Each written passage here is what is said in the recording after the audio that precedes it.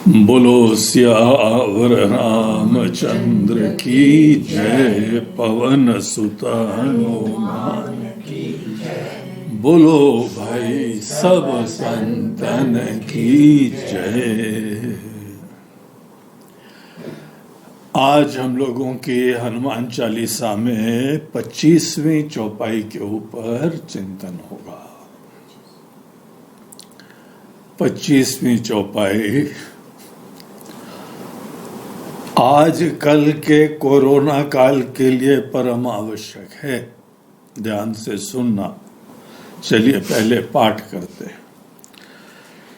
नासै रोग हरै सब पीरा, जपत निरंतर हनुमत बीरा।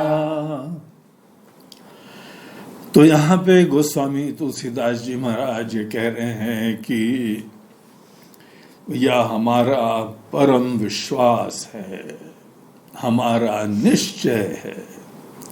क्या निश्चय है महाराज जी? बोलते हैं कि नासै रोग हरे सब पीरा, जपत निरंतर हनुमत बीरा। यहाँ हनुमान जी के नाम के जप की महिमा बताई जा रही है। जो भी हनुमान जी का जप, जपत निरंतर, उसकी अवेयरनेस, उसकी भावना, उसकी निष्ठा और श्रद्धा जब सतत और दृढ़ रूप से हनुमान जी की भक्ति पूर्वक चिंतन में लगता है, तो पूरा सिस्टम रीबूट हो जाता है और हमारे शरीर और मन दोनों पे इसका प्रगाढ़ प्रभाव पड़ता है। तो ये यहाँ पे हमारे अंदर जो ईश्वर का जप होता है, भक्ति होती है, ईश्वर जो हमारे लिए अभी अदृष्ट हैं, लेकिन उस अदृष्ट के प्रति प्रगाढ़ श्रद्धा है, महत्व की बुद्धि है। और ये जो हमारे अंदर श्रद्धा है, भक्ति है, प्रगाढ़ महत्व की बुद्धि है, इसका हमारे मनुष्यों ने चिंतन करा, मनन करा और ये बताया कि इस प्रकार के जो जप का प्रभाव होता है वो आदमी के शरीर और मन दोनों के ऊपर प्रगाढ़ प्रभाव डालता है। और शरीर के ऊपर क्या प्रभाव डालते हैं, मन पे क्या प्रभाव डालते हैं? बोलते हैं देखिए, मन के विविध प्रकार की अवस्थाएं होती हैं, शरीर के भी भिन्न भिन्न अवस्थाएं होती हैं, और जो समस्त लोगों को समस्या देती है वो यही है कि शरीर में रोग होते हैं। रोग हमारे शरीर के अंदर एक स्वाभाविक उसकी प्रकृति है। ये मत समझना कि कोई आदमी रोग से बचता है, रोग सबको होते हैं। गोस्वामी जी को भी हो रहे थे, तभी तो उससे उन्होंने देखा कि ये वाली औषधि ली तो उससे निजात प्राप्त हो गया, उससे मुक्ति मिल गई, नष्ट होने लगे।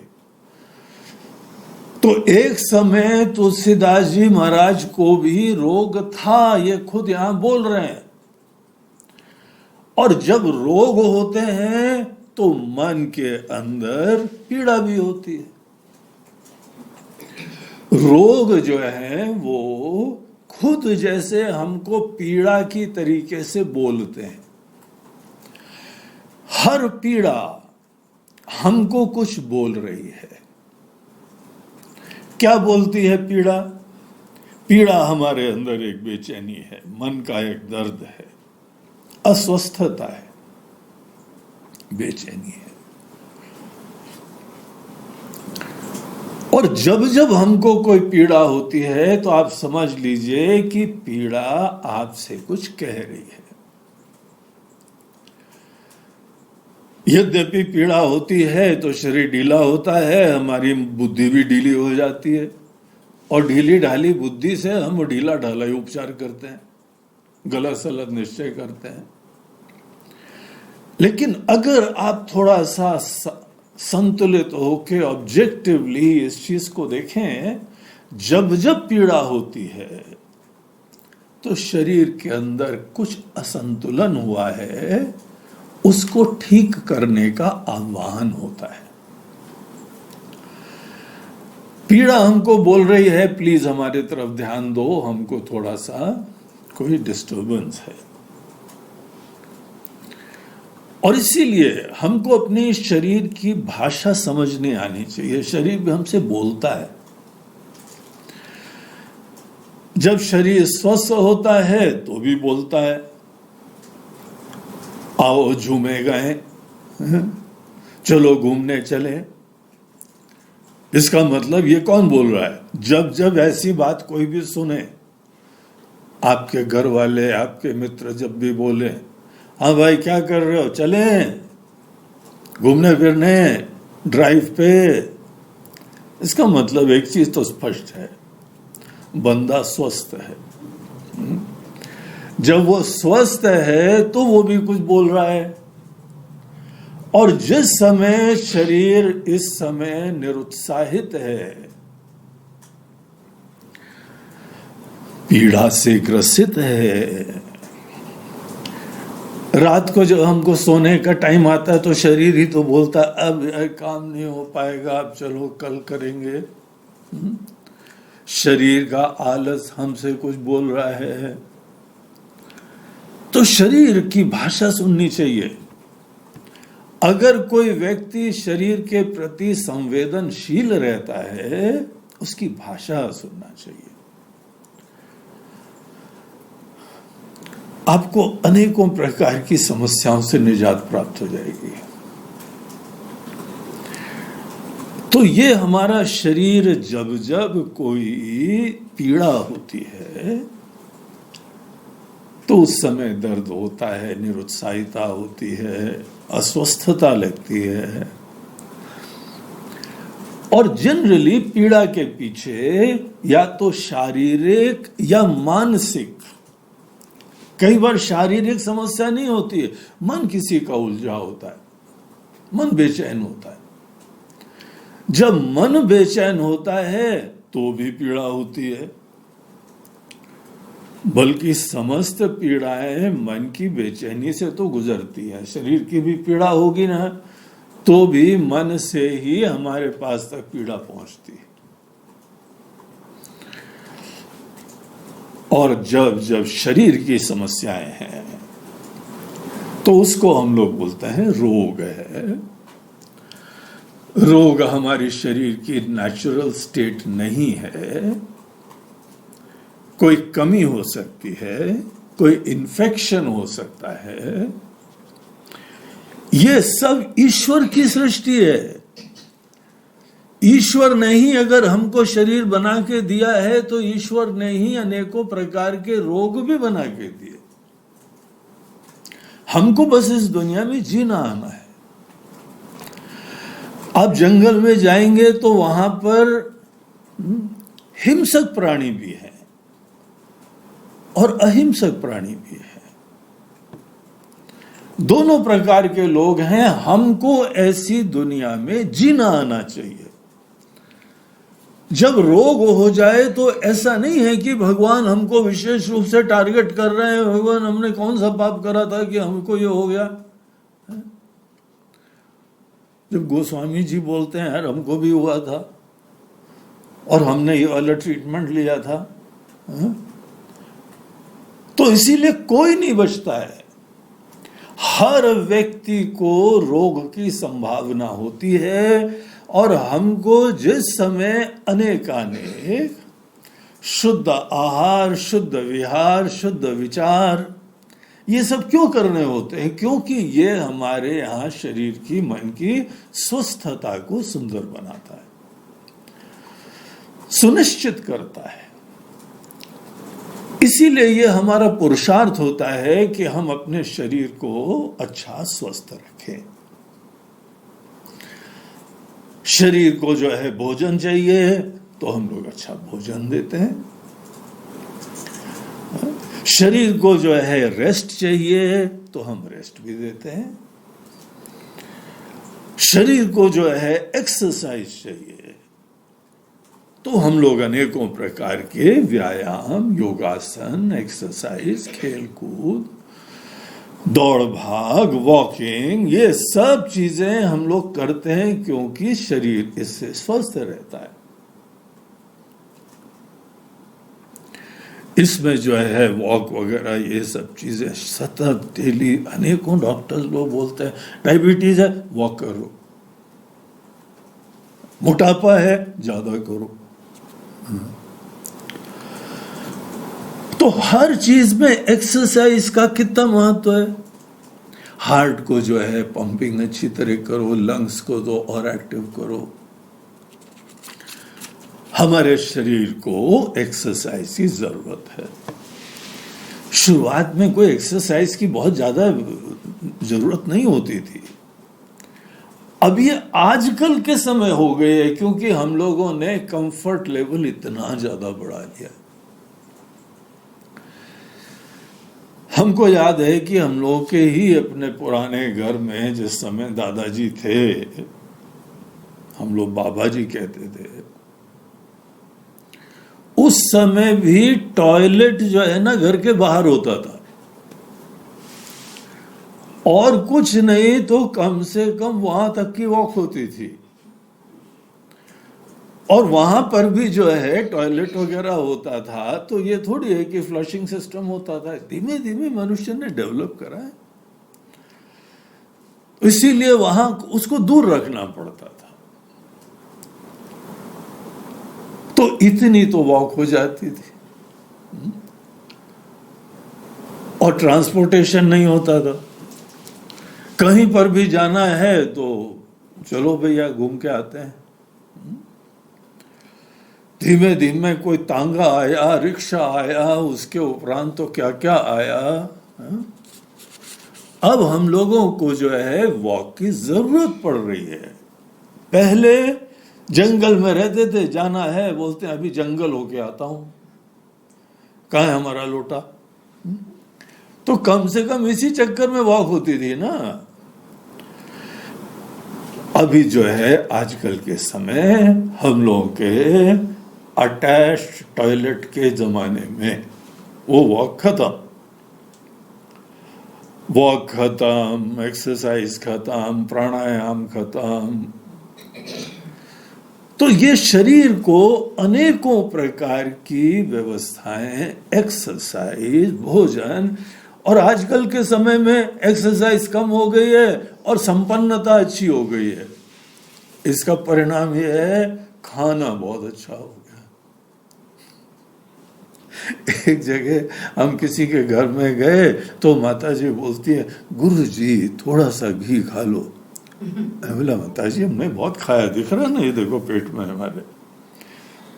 बोलते अरे आप लोग को इतना काम करना पड़ता है, इतना ध्यान करना पड़ता है, और इतना घंटे भर बोलना पड़ता है, और आप तो 1 घंटे वाले नहीं है, आप तो खींच जाते हैं ज्यादा। इसीलिए आपको ज्यादा लेना चाहिए।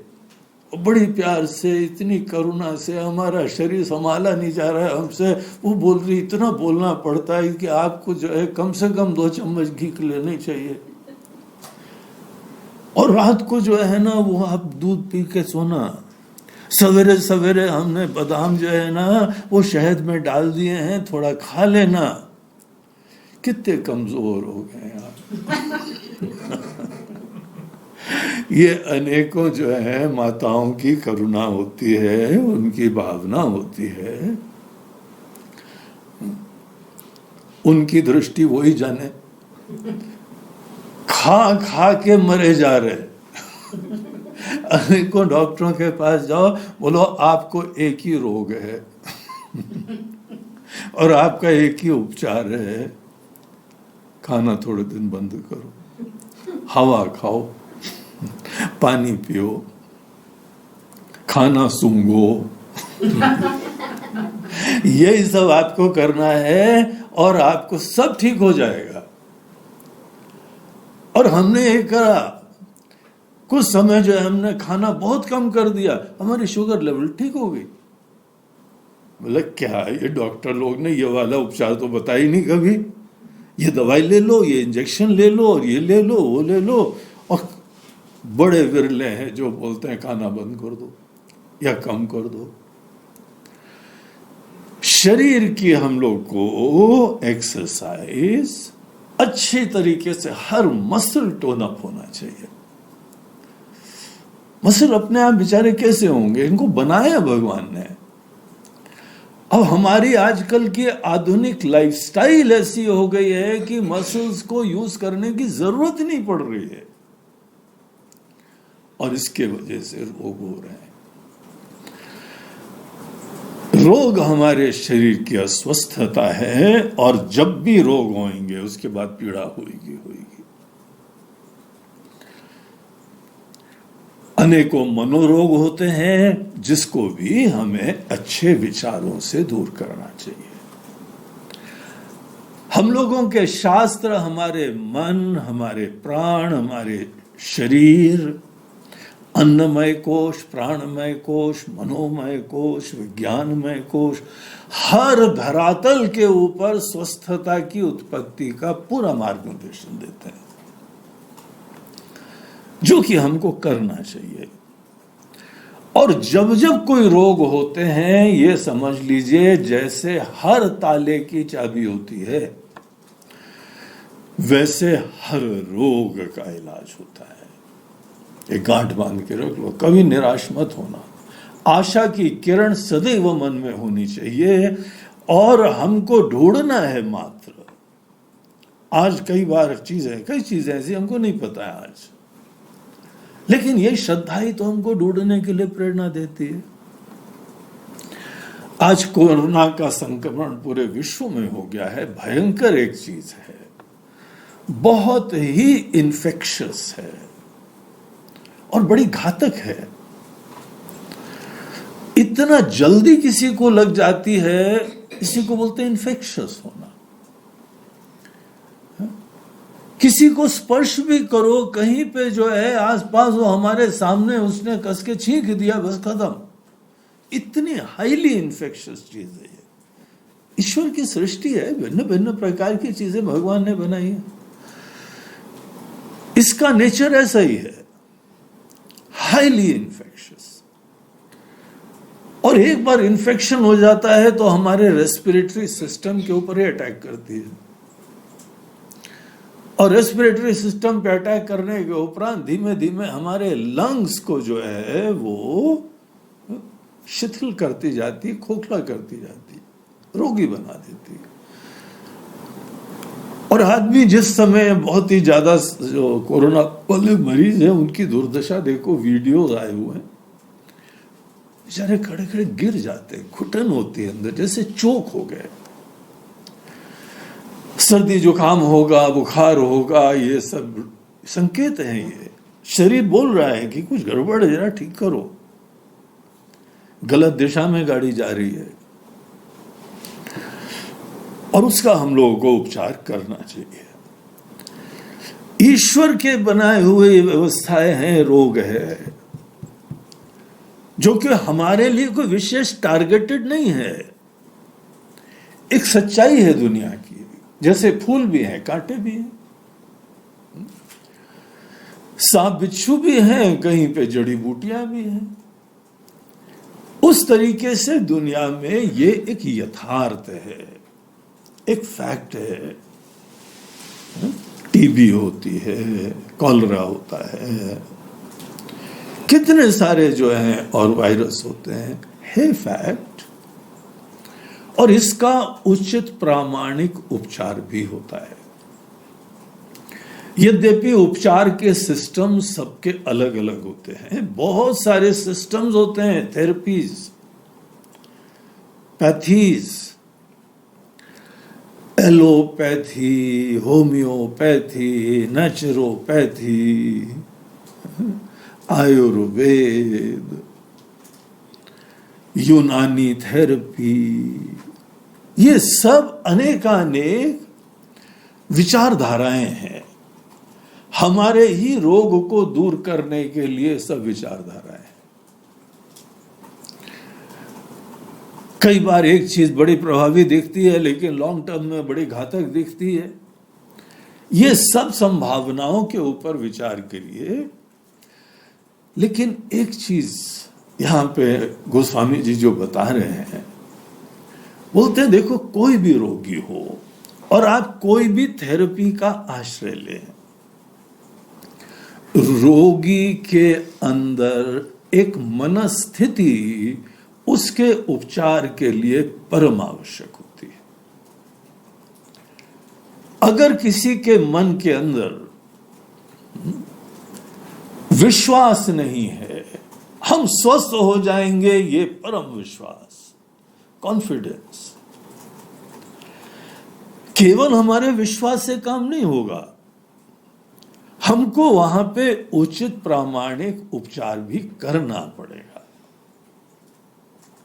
जैसे हम लोग कोई प्रार्थना करते हैं, भगवान से एक तरफ से जो है प्रार्थना करते हैं, उससे विश्वास उत्पन्न करते हैं, फिर कर्म भी करते हैं। बगैर कर्म के प्रार्थना नहीं सुनी जाती है। उसी प्रकार से रोग के लिए हमारे अंदर पॉजिटिविटी, हमारे अंदर परम विश्वास और हमारा मन किसी उत्कृष्ट चीज में लग के इंस्पायर होना,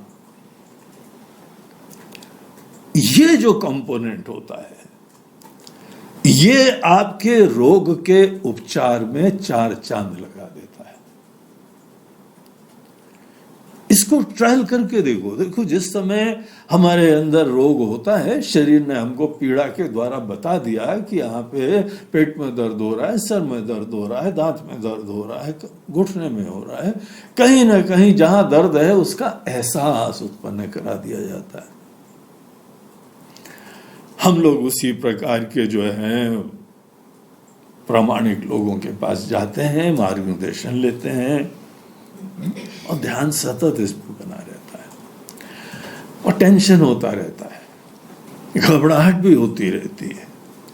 आपको पता है ये घबराहट, ये टेंशन, ये अविश्वास, ये हमारी दवाइयों का असर भी कम करता है। आपके मन के अंदर पूर्ण विश्वास हो तो उसका भी अपना असर होता है। तो ये एक कंपोनेंट को ध्यान रखना चाहिए। यहां पर हम लोगों को कहा जा रहा है कि जो हनुमान जी का जप करता है उसके रोग और पीड़ाएं दूर हो जाती है। देखिए यहां क्या कहा जा रहा है, यहां यह कहा जा रहा है कि जप के द्वारा सदैव अपना स्टेट ऑफ माइंड, हमारी मनस्थिति में ही परिवर्तन होता है। ये जब हमारे मन की ही साधना है, इसीलिए पूरे जप के द्वारा मन के अंदर परिवर्तन होता है। हमारा मन एक तो किसी दिव्य चीज की तरफ जाता है, हमारा ध्यान ही नहीं जाता, पीड़ा खत्म उसी समय। आपने देखा है बच्चे लोग जिस समय खेलते हैं, खूब मजे से खेल रहे हैं और वहां पे चोट भी लगी, कोई ध्यान ही नहीं जा रहा है उनका, खूब उसी में जो है रम रहे हैं। घर आए, देखा कि अरे खून निकला, रोना चालू, दर्द होने लगा। तुमको उस समय चोट लगी थी, पता नहीं लगा क्या? क्यों नहीं पता लगा? धूप है, तुमको पता नहीं लगा क्या? नहीं, हमको तो नहीं पता लगा। सही में आपको क्या बताएं, ये हमारे जीवन के फैक्ट्स हैं। जब आपका मन कहीं पे बहुत अच्छी तरीके से प्रेम से रम रहा है तो आपको दूसरी चीज का एहसास तक नहीं होता है। तो पीड़ा तो गई।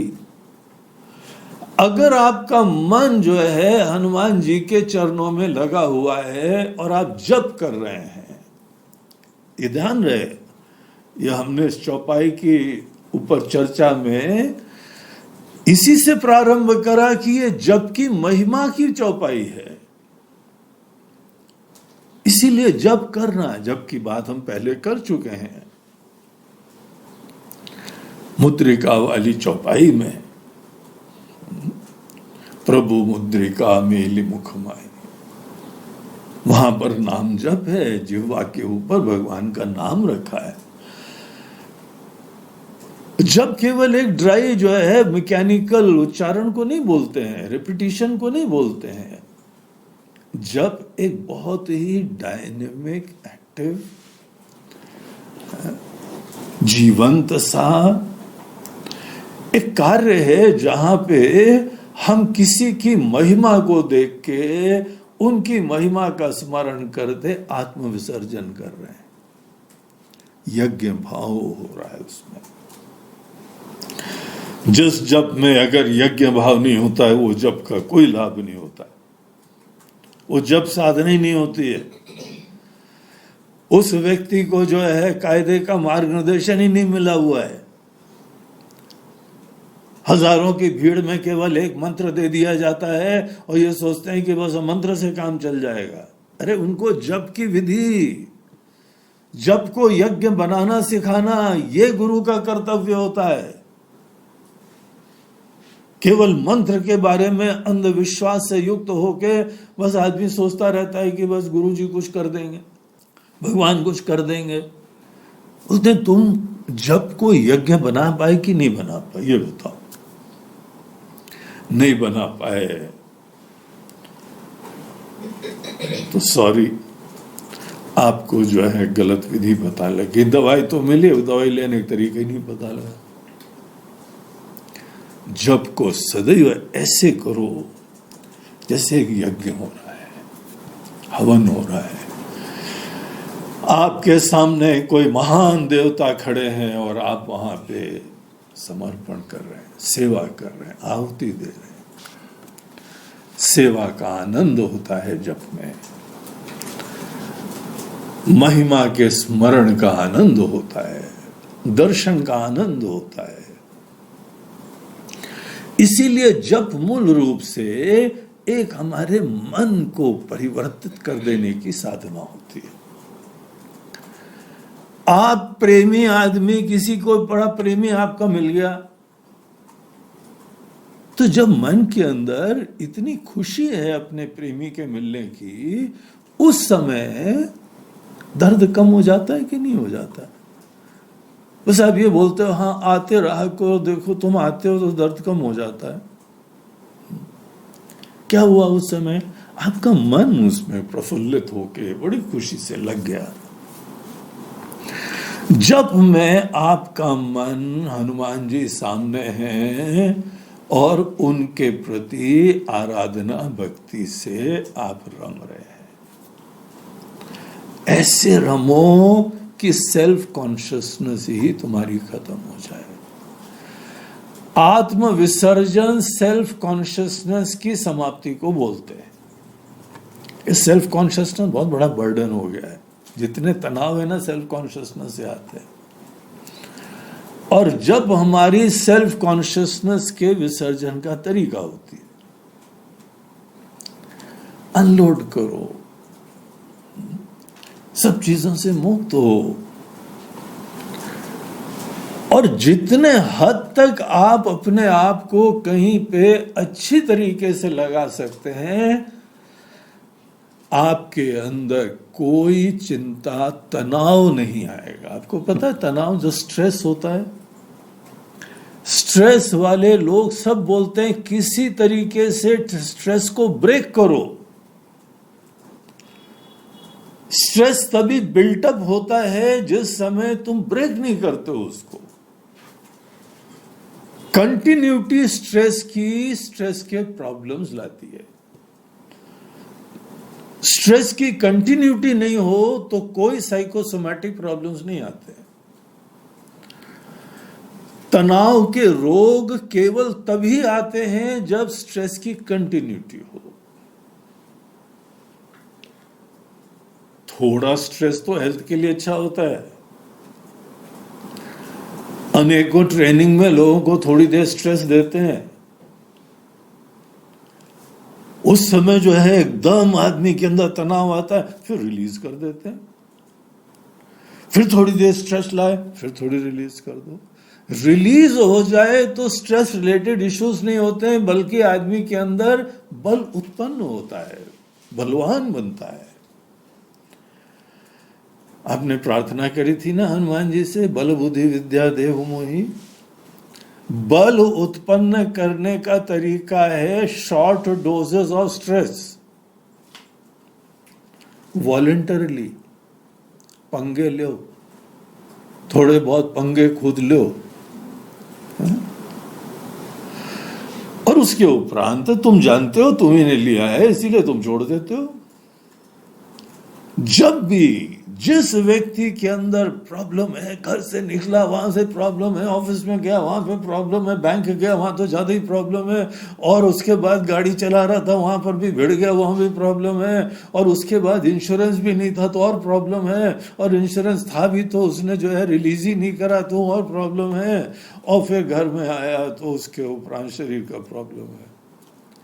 स्ट्रेस की कंटिन्यूटी ही स्ट्रेस के रोग को बनाती है। थोड़ी देर स्ट्रेस आए फिर चला जाए, आप समझ लो कि आप ज्यादा बुद्धिमान और बलवान होने जा रहे। ये रहस्य जानना चाहिए। कैसा भी आपको लाइफ में स्ट्रेस हो, कंटिन्यूटी को ब्रेक करना चाहिए। थोड़ी देर बजरंग बली का नाम लो और ऐसे रम जाओ, न दुनिया रहे न यहां पे कोई पीड़ा रहे, ऐसे आत्मविसर्जन कर दो, यज्ञ भाव से पूरा उसमें समर्पित हो जाओ। देखो, जब हमारे अंदर हर अन्य चीज की अवेयरनेस को ब्रेक करने का तरीका होता है, ये बड़ी अद्भुत सी साधनाएं होती हैं। आपके जो है एकाग्रता होती है, सूक्ष्मता होती है, कंसंट्रेशन होता है, प्यार होता है, क्योंकि प्यार से ही किसी का स्मरण होता है, बुद्धिमत्ता होती है, जागृति होती है। इसकी महिमा बताई जा रही है। और एक आम आदमी को महिमा फल के ही प्रतिपादन से बताई जाती है, खासकर जिस चीज के लिए वो ज्यादा पीड़ित होता है। दुनिया जिस चीज से पीड़ित है उसको निमित्त बना के जब साधना दी जाए ना, तो लोग उसको ग्रहण करते हैं, दिल से ग्रहण करते हैं। देखिए, जो यहाँ पे योग और प्राणायाम का अनेकों संतों ने प्रसार करा, उन्होंने पता है क्या स्ट्रैटेजी अपनाई? उसको रोग से जोड़ा, जो कि एक यथार्थ है। लोगों का स्वास्थ्य खराब है, रोग है, तो उन्होंने यद्यपि ये ध्यान प्राणायाम आदि रोग की निवृत्ति के लिए नहीं होती हैं। जो अगर ये सोचता है कि हमारे आसन करना और प्राणायाम करना केवल रोग की निवृत्ति के लिए होता है, वो आदमी अभी उसने पढ़ा ही नहीं है ये सब। पतंजलि महर्षि जी का योग सूत्र का प्रारंभिक सूत्रों में ही ये आता है कि योगा चित्त वृत्ति निरोधा। पता ऑब्जेक्टिव क्या है? हम लोग क्या परस्यू कर रहे हैं? हम एक ऐसे सामर्थ्य को जगाने की ये कोशिश कर रहे हैं, वो साधना कर रहे हैं कि हमारे अंदर जो थॉट्स का फ्लो हो रहा है, वो थॉट्स का फ्लो हम उसके मास्टर बन सकें, हम जब चाहें रोक दें और जब चाहें दिलो जान से कर सकें। ये योग का बेसिक ऑब्जेक्टिव है। लेकिन आप इस पैकेज को लेके दुनिया के पास जाओ, हे दुनिया वालों देखो हम एक पैकेज लाए हैं, तुम्हारे अंदर सब थॉट्स का फ्लो रोक देंगे। बोलते हैं बाबा जी आप ही कर लो जाके। इस समय हमारे पास तो इतने एजेंडा है, इतने काम है कि हमको अपनी थॉट्स की फ्लो, सब अवेयरनेस खत्म नहीं करनी है, हमको जो है वो सब ठीक करना है। पहले हमारे घर की स्थिति, हमारे स्वास्थ्य की स्थिति, हमारी फाइनेंस की स्थिति, हमारा सोशल स्टेटस और ये दुनिया भर की वेलफेयर, हम इस चीज में इस समय इसमें समर्पित हैं। तो उन्होंने बोला ठीक है, चित्त वृत्ति निरोध को थोड़े दिन रखो किनारे। और बाबा जी आए, उन्होंने बोला ये प्राणायाम करो, ये आसन करो, और फिर वहीं पे खड़े होके बताए, खड़े होते तुम बोला कितने दिन से प्राणायाम कर रहे हो? बोला बाबा जी 15 दिन से। हाँ, उसके बाद शुगर में क्या फर्क पड़ा है? हाँ कम तो हो गई बाबा जी। तुम्हारा बीपी चल रहा है? हाँ बीपी चल रहा है। कितने दिन से कर रहे हो? 1 महीने से। अभी क्या हाल है? अरे जी बड़ा कम हो गया। अब तो पता लगा कि दुनिया में आग लग गई। ऐसा वाइल्ड फायर की तरीके से कहाँ आदमी जो है डॉक्टर के और ये लैब्स के चक्कर में पड़े, पाप उदित हो गए। एक समय था जिस समय डॉक्टर लोग देवता होते थे, अभी बड़े कम रह गए देवता। अभी शोषण होता है। स्पष्टता से रोग नहीं हो तो रोग उत्पन्न करवा दिए जाते हैं, सत्य है ये। तो लोग यानी वे दुखी थे। एक तो पीड़ा के, रोग के पीड़ा से दुखी थे, और उसके उपरांत उपचार करने के सिस्टम से परम दुखी थे। और यहाँ देखो कौन से बाबा जी कहाँ अवतरित हो गए, और हमारी कम से कम ये शुगर और हाइपरटेंशन और बीपी और स्ट्रेस सब चीजें दूर हो गई। बोलो योगी राज की जय हो। आदमी वंदना करता है, खुश हो गया। जो लोगों को समस्याएं हैं, हमारी सब साधनाएं समस्याओं से निजात करवाने के लिए अगर प्रेजेंट होती हैं तो लोगों को उसमें कोई इंटरेस्ट दिखाई पड़ता है। ये यहाँ पे किसी बाबा लोगों का सिस्टम नहीं है। एक गोस्वामी जी ने हम लोगों को देखो 16वीं शताब्दी में जब उन्होंने रामायण और हनुमान चालीसा लिखी थी, उस समय ये स्ट्रैटेजी बताई थी। वस्तुतः जप जो है यज्ञ है, और यज्ञ से अंतःकरण की शुद्धि होती है। Anyone interested? बोलते हैं हाँ महाराज जी, जब दुनिया के लिए हम रिटायर हो जाएंगे उस समय आई प्रॉमिस यू पूरा समय हम जो है वो ध्यान जप में लगाएंगे, लेकिन अभी हम बिजी हैं। योगिनः कर्म कुर्वन्ति संगम त्यक्त्वा आत्मशुद्धये। योगी लोग आत्मशुद्धि के लिए कर्म करते हैं। बोलो, हम बहुत दिन से भी बोल रहे हैं।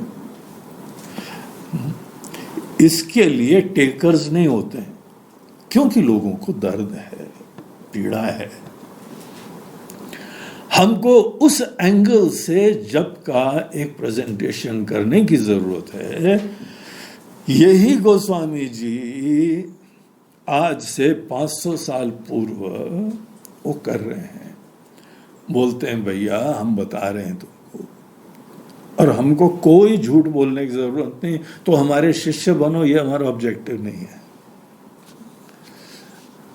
शिष्य बनो, फिर ये दो वो दो, सेवा करो, हमारा कोई इंटरेस्ट नहीं है।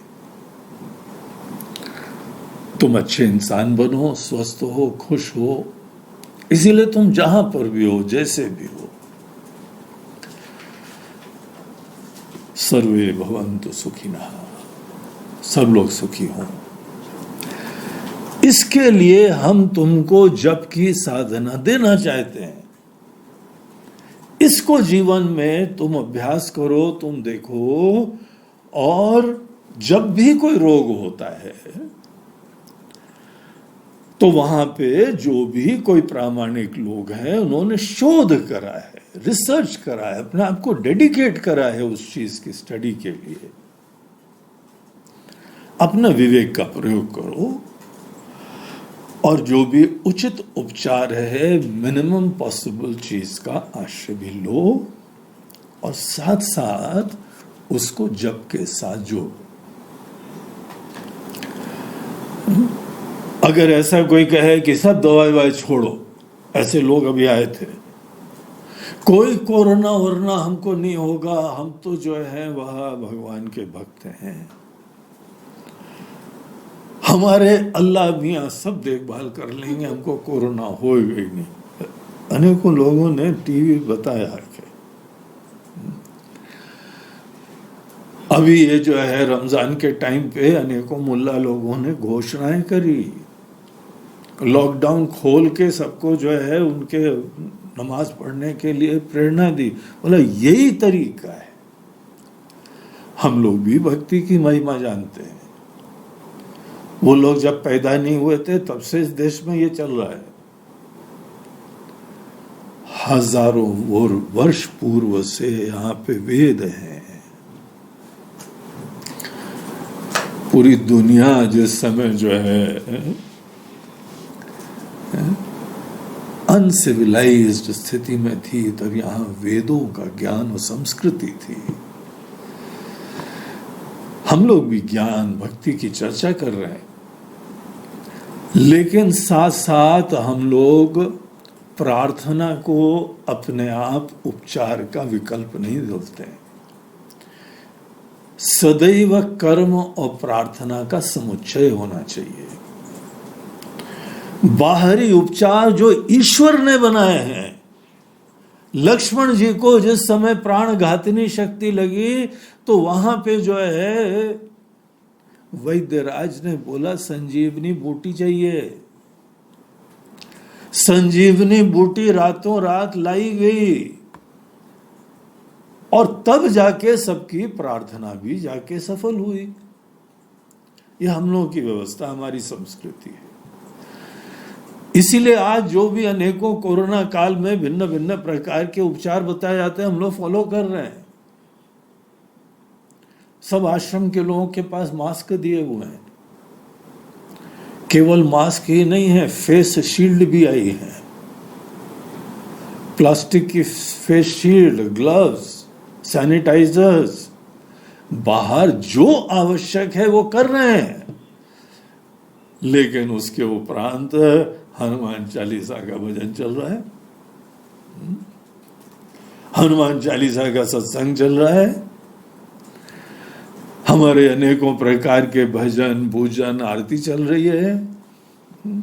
रम रहे हैं कहीं और, हमारी खुशी कहीं और है, और अपने शरीर के लक्षणों का ध्यान रखते हैं। तो यहाँ पे यही बताया जा रहा है, अगर आप जप में अच्छी तरीके से रमेंगे तो आपका मन, आपका शरीर अनेकों प्रकार के उपचार में अत्यंत सहयोगी हो जाएगा। एक वैद्यराज थे, हम बहुत अच्छी तरह जानते हैं, परिचित थे। इतनी श्रद्धा थी लोगों को कि हम इन वैद्यराज से ही दवाई लेंगे। बोलते हैं वैद्य जी दवाई आपके हाथ से दे दो। तो भोजन कर रहे थे, उन्होंने वहीं से राख उठाई और पुड़िया बांध के उसको दे दी। बोला कि ये तुम ऐसा करना, दिन में सवेरे शाम इसको ले लेना खाने के पहले।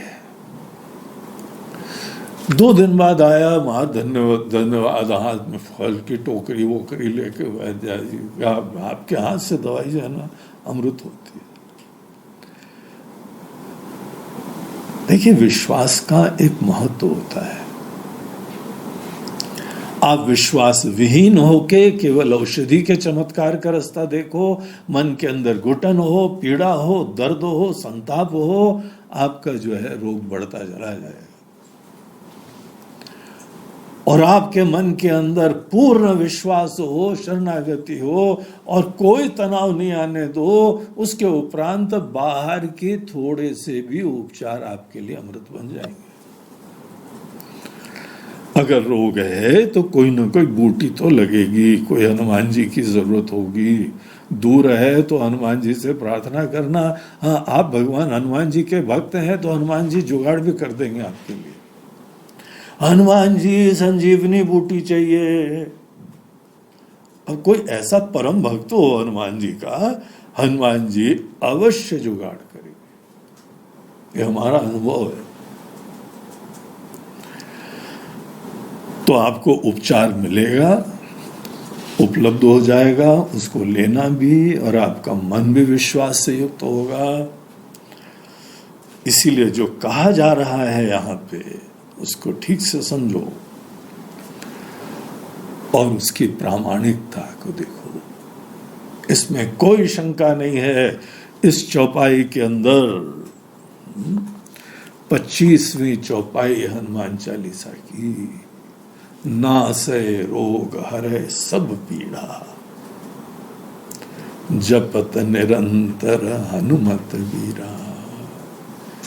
उन वीर हनुमान जी को भजो, जपो। और जप में टेंशन मत लाना, डर के मारे टेंशन से कर रहे हो, बोलते हैं वो जप नहीं होता है। महाराज जी फेर तो लिया माला, बोलते हैं माला फेर लोगे तो माला चमकेगी, तुम नहीं चमकोगे। तुम्हारा मन चमकना चाहिए।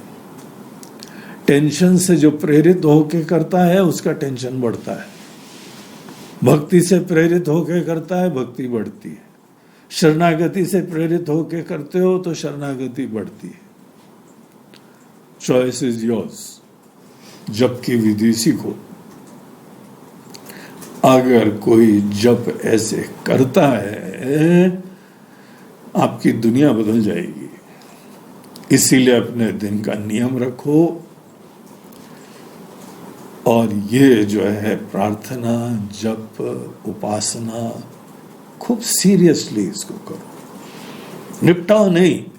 अनेकों दुकानदार आते हैं, तेजी से अपने अगरबत्ती जलाई और घुमाए, और उसके उपरांत जो है ज्यादा उपासना तिजोरी की होती है। बोलते हैं ऐसे नहीं, ये लोभी और केवल अपने उसकी भावना से भगवान ध्यान रखना, भगवान ध्यान रखना, भगवान के चौकीदार बना दिया तुमने। वो तरीका थोड़ी होता है। उनकी भक्ति को तो जप में हनुमान जी हमारे लिए प्रधान हो, हमारे प्रेम के आस्पद हो, हमारी खुशियां देने वाले हो, ऐसी प्रगाढ़ श्रद्धा रखो। और जब उस श्रद्धा से प्रेरित होके हम नित्य साधना करते हैं। पहली बात तो ऐसे दूर से ही कोई देखेगा, बोले क्या हाल है भाई, आजकल बड़े खुश खुश नजर आ रहे हो। अब पूरा सीक्रेट एक ही बारे में मत बता देना, बोला आओ शाम को बैठे तुमको कुछ बताएं। चेहरा तक बदल जाता है आदमी का, और चेहरा तो डैशबोर्ड होता है हमारे शरीर का। प्रेम से जब करते हो तो कुछ तो चेहरा बदलता है कि नहीं बदलता है। अगर डैशबोर्ड के सब मीटर ठीक हैं तो शरीर भी ठीक है। तो ये यहाँ पे बड़ी एक महत्वपूर्ण चीज बताई जा रही है। बोलो सियावर रामचंद्र की जय।